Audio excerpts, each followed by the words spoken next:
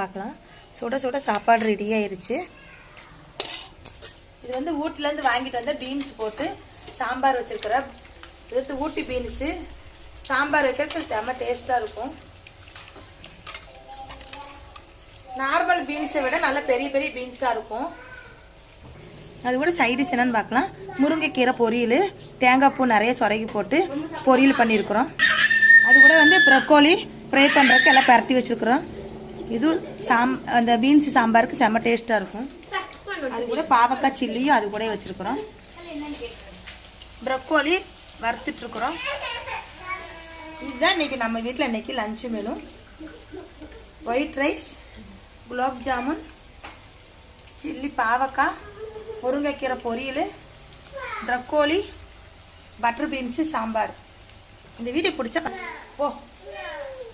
சரி